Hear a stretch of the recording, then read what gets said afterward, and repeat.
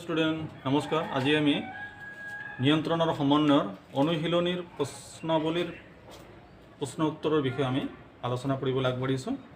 তাৰ আগতে উদ্ভিদৰ চলন কেই ধৰণৰ আৰু কি কি তাৰ বিষয়ে অকণমান কৈছোঁ। যে উদ্ভিদত আমাৰ চলন ঘটে, উদ্ভিদ দেহতো আমাৰ নিয়ন্ত্ৰণ আৰু সমন্বয় সংঘটিত হয়, কিন্তু প্ৰাণী দেহত যেনেকৈ নিৰ্দিষ্ট অংগ থাকে, নিয়ন্ত্ৰণ আৰু সমন্বয়ৰ কাৰণে বিভিন্ন আমাৰ স্নায়ুকোষ পেশীকোষ থাকে, কিন্তু আমাৰ উদ্ভিদ দেহত তেনেকুৱা ধৰণৰ নহয়।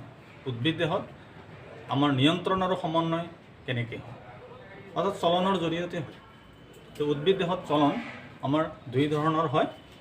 এটা হ'ল আমাৰ বিকাশ নিৰ্ভৰশীল চলন বা বৃদ্ধি নিৰ্ভৰশীল চলন। বৃদ্ধিৰ কাৰণে যিটো চলন হয় উদ্ভিদত, সেইটো হয় বৃদ্ধি নিৰ্ভৰশীল চলন। যেনেকুৱা আমাৰ কাণ্ড আৰু শিপাৰ বৃদ্ধি, এইটো বৃদ্ধি নিৰ্ভৰশীল চলন, বৃদ্ধিৰ কাৰণেই। আনহাতে স্বতন্ত্ৰ চলন, আন এটা স্বতন্ত্ৰ চলন কোনটো, যিটো আমাৰ লাজুকীলতাত যিটো দেখা যায়, লাজুকী বন বা লাজুকীলতা, নীলাজী বন বা লাজুকীলতাত যিটো দেখা যায়, সেইটো স্বতন্ত্ৰ চলন। স্বতন্ত্ৰ চলন সাধাৰণতে ক'ত হয়, আমাৰ পাত আৰু পাহিবিলাকত দেখা যায়, পাহি পাতবিলাক দেখা যায়। আমাৰ এইটো মনত ৰাখিব লাগিব আমি, যে উদ্ভিদৰ চলন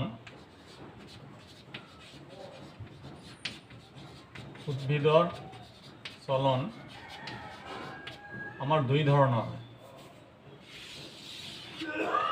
কি দুই ধৰণৰ উদ্ভিদৰ চলন? এটা হ'ল আমাৰ বৃদ্ধি নিৰ্ভৰশীল চলন, বৃদ্ধি নিৰ্ভৰশীল বা বিকাশ নিৰ্ভৰশীল চলন। আন এটা হ'ল আমাৰ স্বতন্ত্ৰ চলন, স্বতন্ত্ৰ চলন। তো এই দুটাৰ মাজত কিবা পাৰ্থক্য আছে নেকি, এইটো আমি চাওঁ। হয়, এই দুটাৰ মাজত পাৰ্থক্য আছে। বৃদ্ধি নিৰ্ভৰশীল চলন কেৱল বৃদ্ধিৰ কাৰণেই ঘটে উদ্ভিদ দেহত।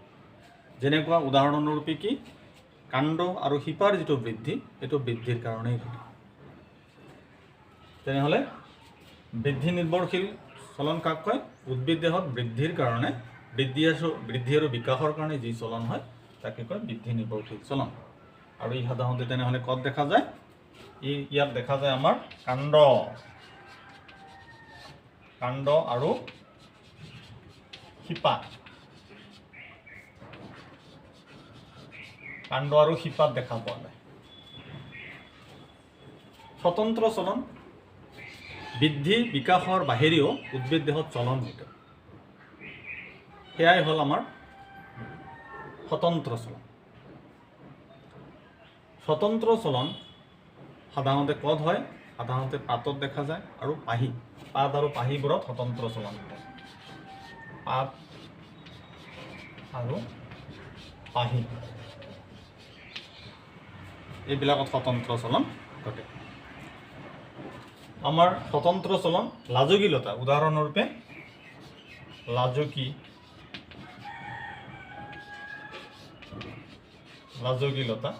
লাজুকীলতাত আমাৰ এইটো স্বতন্ত্ৰ চলন হয়। স্বতন্ত্ৰ চলনৰ কাৰণে আমাৰ এইটো চুই দিলে জুই পৰি যায়। এইটো পানীৰ তাৰতম্য, পানী আৰু খনিজ লৱণৰ তাৰতম্যৰ কাৰণে আমাৰ তেনেকুৱা হয়। এইখিনি মনত ৰাখিলেই হ'ল স্বতন্ত্ৰ চলন আৰু বৃদ্ধি নিৰ্ভৰশীল চলন। এতিয়া আমি আগবাঢ়িছোঁ অনুশীলনীৰ প্ৰশ্ন উত্তৰ। চোৱা যাওক অনুশীলনীৰ প্ৰশ্ন উত্তৰলৈ। অনুশীলনীৰ প্ৰশ্ন উত্তৰ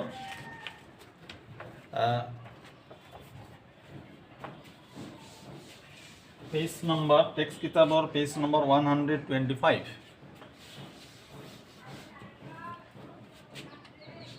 অনুশীলনীৰ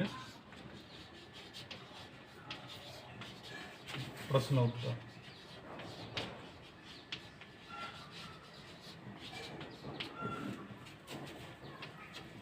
কিছুমান আমাৰ চিলেবাছৰ বাহিৰত আছে, সেইখিনিও মই তথাপি কৈ দিম। শ্বৰ্ট কুৱেশ্যনখিনি। নাম্বাৰ 1 আমাক দিয়া আছে মাল্টিপল চইচ কুৱেশ্যন, বহু বিকল্প প্ৰশ্ন উত্তৰ, 4টাকৈ এনচাৰ দিয়া আছে, আমি চিলেক্ট কৰিব লাগে শুদ্ধ উত্তৰটো। এতিয়া প্ৰথম 1 নম্বৰ দিছে আমাৰ কোনবিধ উদ্ভিদ সঞ্জীৱনী পদাৰ্থ? কোনবিধ উদ্ভিদ সঞ্জীৱনী, সঞ্জীৱনী মানে উদ্ভিদ হৰমন, উদ্ভিদ সঞ্জীৱনী পদাৰ্থ। ইয়াৰ 4টা অপশ্যন দিয়া আছে। নাম্বাৰ 1 দিয়া আছে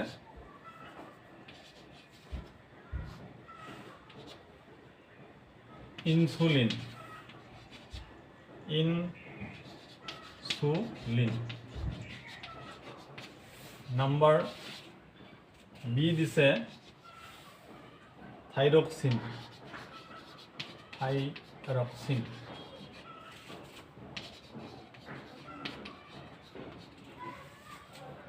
নাম্বাৰ সি দিছে ওয়েস্ট্ৰোজেন, ওয়েস্ট্ৰোজেন। নাম্বাৰ ডি দিছে সাইটোকাইনিন, সাইটোকাইনিন।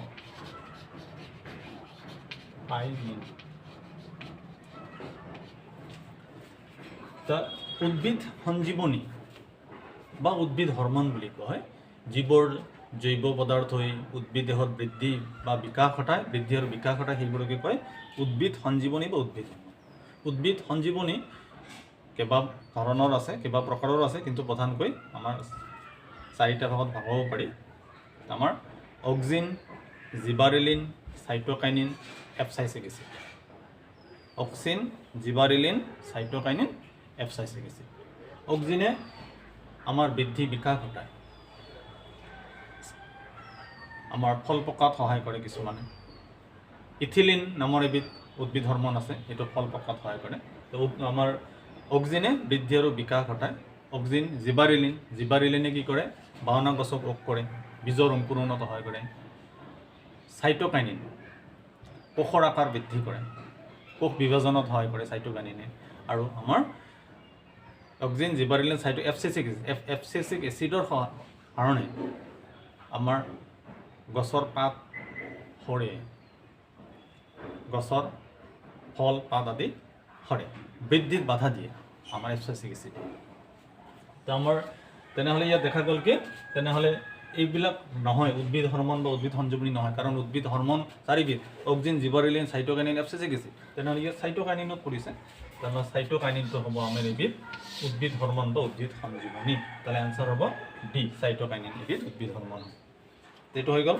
নেক্সট 2 নম্বৰ কুৱেশ্যনলৈ আমি আগবাঢ়িছোঁ।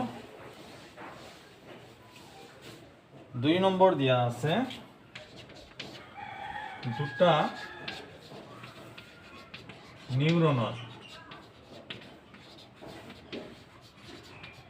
নিউৰনৰ খালি ঠাই,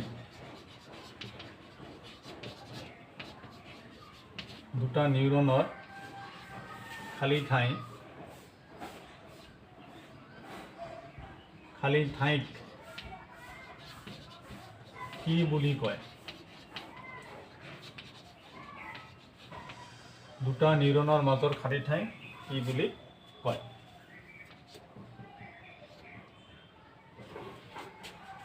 এনসার 4টা দিয়া আছে, 4টা অপশন দিয়া আছে, তারপর আমি শুদ্ধ উত্তরটো বাছি উলিয়াব লাগে। তা এ দিয়া আছে আমার ডেনড্রাইট,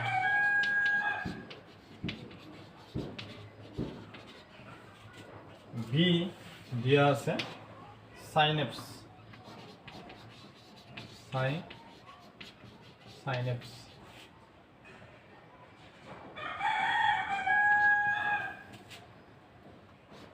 সি দেয়া আছে অ্যাকশন, ডি দিছে প্রেরণা, ইম্পালস বুলি কয়, প্রেরণা বা ইম্পালস। তেনে দুটা নিউৰনৰ মাজৰ খালি ঠাই আমাৰ দেহত বিভিন্ন ধৰণৰ নিউৰন বা স্নায়ুকোষ থাকে তাৰ নিউৰন বা স্নায়ুকোষ লগালগি নাথাকে এটাৰ সৈতে আনটো মাজত অকণমান ফাঁক থাকে দুটা নিউৰনৰ সংযোগী পথ বা খালী ঠাই আমাক সাইনেছ বুলি কয় তেনেহ'লে এনসাৰ হ'ব আমাৰ বি সাইনেছ ইয়াতে আমাৰ বৈদ্যুতিক ৰাসায়নিক ক্ৰিয়া সংঘটিত হয় বৈদ্যুতিক ৰাসায়নিক স্নায়ু প্ৰেৰণা হয় ইয়াৰ মাজেৰে সাইনেপছৰ মাজেৰে এইটো নম্বৰ 2 হৈ গ'ল দুটা নিউৰনৰ মাজৰ খালী ঠাইক আমাৰ সাইনেছ বুলি কোৱা হয় এটা 2 নম্বৰ আমাৰ হৈ গ'ল এতিয়া আমি 3 নম্বৰ দিছোঁ 3 নম্বৰ দি দিছে আমাক মগজুৱে কি কাম কৰে মগজুৱে কি কাম কৰে মগজুৱে কি কাম কৰে অপশ্যন 4টা দিয়া আছে এ দিয়া আছে ভাব আৰু চিন্তা ভাব আৰু চিন্তা কৰা অপশ্যন বি দিছে হৃৎপিণ্ড স্পন্দন নিয়ন্ত্ৰণ হৃৎপিণ্ডৰ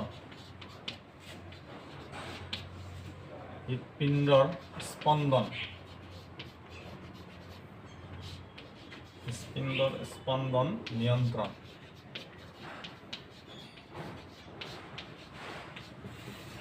অপশ্যন সি দিছে দেহৰ সমতা ৰক্ষা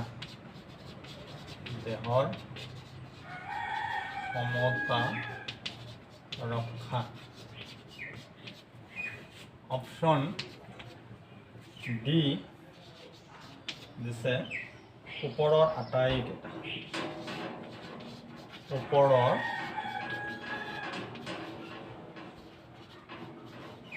আটাইকেইটা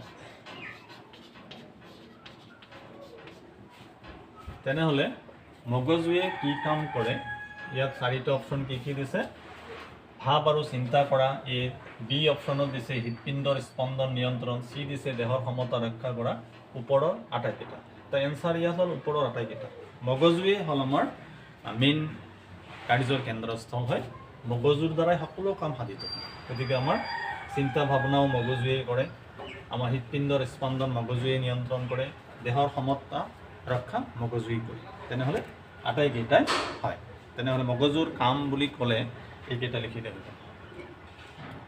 এইটো হৈ গ'ল নেক্সট আমি 4 নম্বৰলৈ আগবাঢ়িছোঁ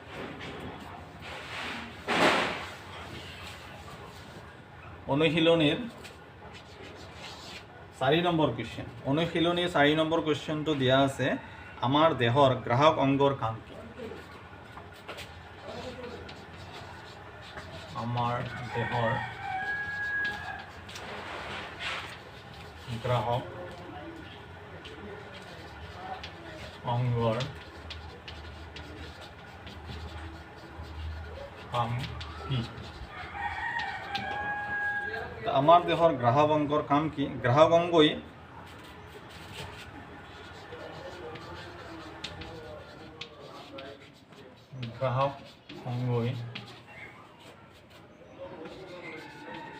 যথোপযুক্ত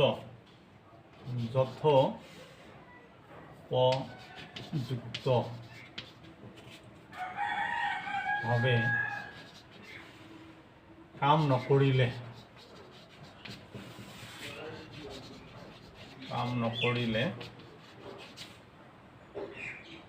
কেনে পৰিস্থিতি হ'ব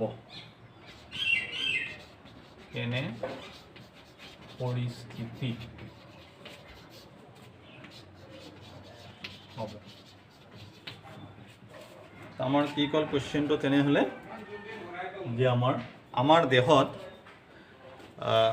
গ্ৰাহক অংগৰ কাম কি গ্ৰাহক অংগই যথোপযুক্তভাৱে কাম নকৰিলে আমাৰ কি পৰিস্থিতিৰ সৃষ্টি হয় তা আমাৰ দেহত আমাৰ গ্ৰাহক অংগৰ কাম নকৰিলে আমাৰ কি হ'ব ভালেখিনি অসুবিধা হ'ব গ্ৰাহক অংগই কি কৰে আচলতে গ্ৰাহক অংগ কোনবিলাক আমাৰ 5 সেন্স পঞ্চ ইন্দ্ৰিয় আমাৰ দেহত আছে নহয় নাক কাণ ছাল চকু জিভা আৰু এইবিলাকৰ সহায়তে আমি আমাৰ বাহ্যিক আৰু আভ্যন্তৰীণ আমাৰ ক্ৰিয়া প্ৰতিক্ৰিয়াসমূহৰ আমি উমান লওঁ।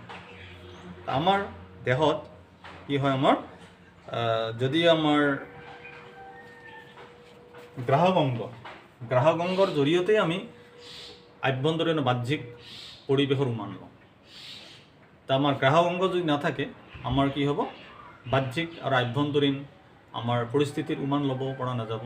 আমাৰ তাৰ বাবে আমাৰ শৰীৰত কি ভয়ানক পৰিস্থিতিৰ সৃষ্টি হ'ব পাৰে। এইটো মই লিখি দিছোঁ। তেনেহ'লে আমাৰ দেহত গ্ৰাহক অংগৰ কাম কি? তেনেহ'লে গ্ৰাহক অংগ হৈছে বিশেষ কোষ বা আমাৰ কোষৰ সমষ্টি। এনচাৰ গ্ৰাহক অংগ হৈছে বিশেষ কোষ বা কোষৰ সমষ্টি।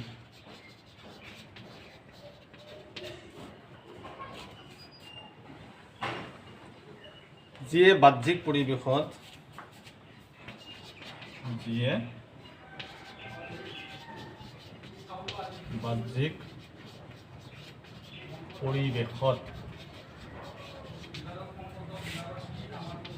পৰিৱৰ্তন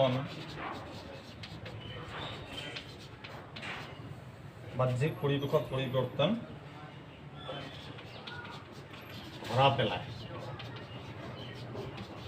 আমাৰ বিভিন্ন পৰিৱৰ্তন ঘটে পৰিৱেশত।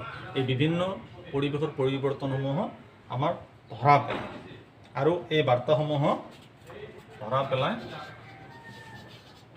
আৰু বাৰ্তাসমূহ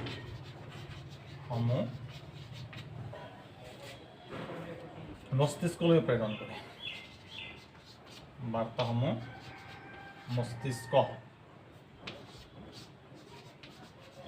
মস্তিষ্কলৈ প্ৰেৰণ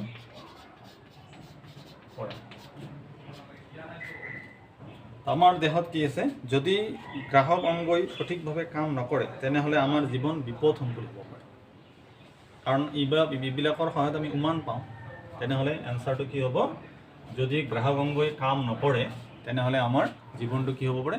বিপদসংকুল হ'ব পাৰে। এইটো আমি লিখিম।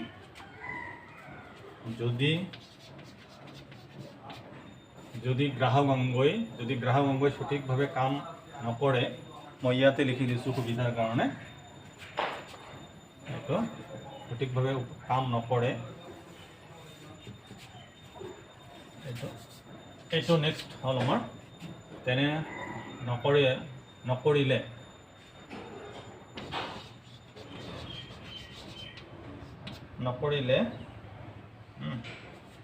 তেন্তে আমাৰ জীৱন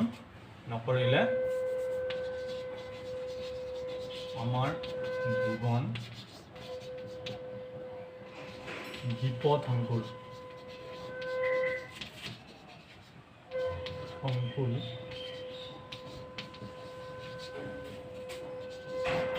হ'ব পাৰে।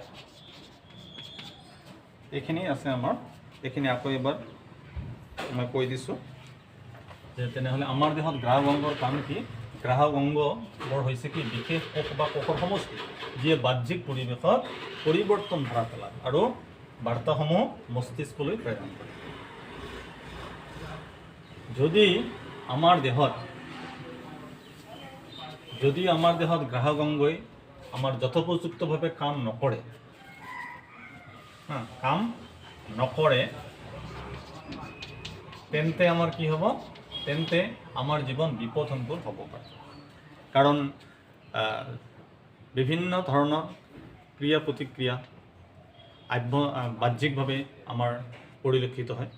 সেইবিলাকৰ পৰা হাত সাৰিবৰ কাৰণে আমাৰ গ্ৰাহক অংগই আমাৰ যথোপযুক্ত ভূমিকা গ্ৰহণ কৰে।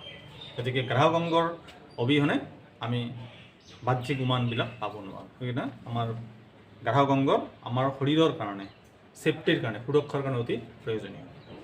এইটো হৈ গ'ল।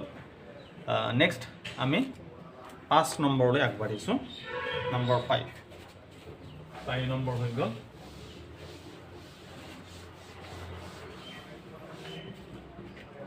নম্বৰ 5 আছে নিউৰনৰ গঠনৰ এটা চিত্ৰ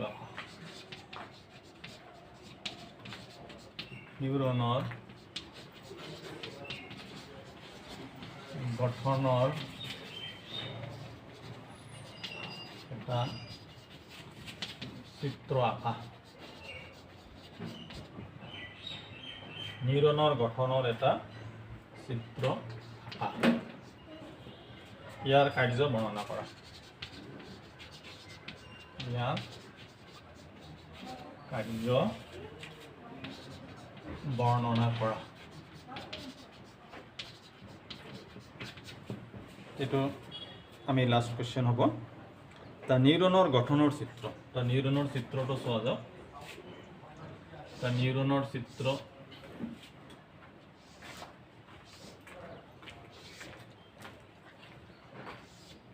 এইটো এইবিলাক হয় আমাৰ ডেনড্ৰাইট বুলি কয় এইবিলাক ডেনড্ৰাইট এইটো কোষ কেন্দ্ৰ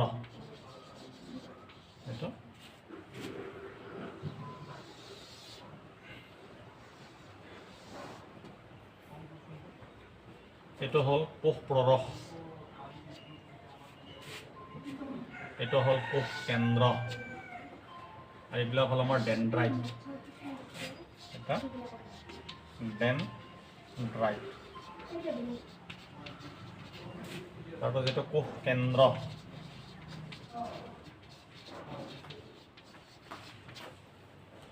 নেক্সট আমাৰ এইটো কোষ প্ৰৰস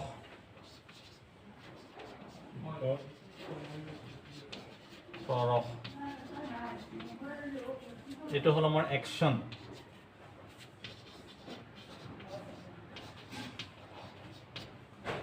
এইটো আমাৰ প্ৰান্তীয় কোষ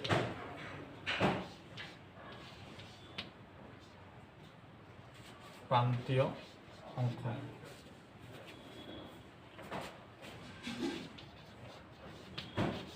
প্ৰান্তীয়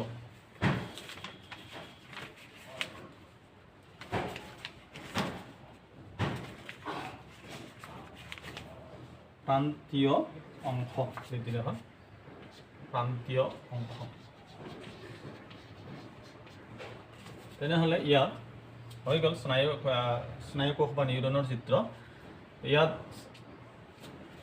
স্নায়ুকোষ বা নিউৰন আমাৰ প্ৰধানকৈ আমাৰ কোষ দেহ আৰু স্নায়ু প্ৰবৰ্ধৰে গঠিত কোষ দেহ হ'ল আমাৰ এইটো হ'ল কোষ দেহ এটা হ'ল আমাৰ কোষ দেহ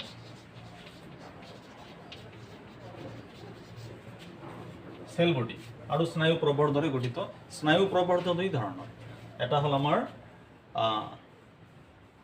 দীঘল নলী সদৃশ স্নায়ুডালক কোৱা হয় একশ্যন আৰু চুলিৰ দৰে প্ৰশাখাযুক্ত আমাৰ প্ৰবৰ্ধবিলাকক কোৱা হয় আমাৰ ডেনড্ৰাইট বুলি কোৱা হয় ইয়াত আমাৰ একশ্যনৰ ওপৰত আমাৰ আৱৰণ থাকে এইটো নিউৰলিমা আৱৰণ বুলি কয় এনেকুৱা আৱৰণ এটা থাকিব এইটো আৱৰণ থাকিব এইটো এনেকৈ আৱৰণ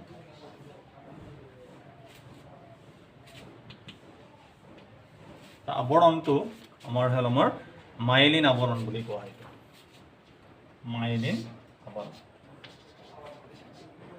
মাইলিন আৱৰণ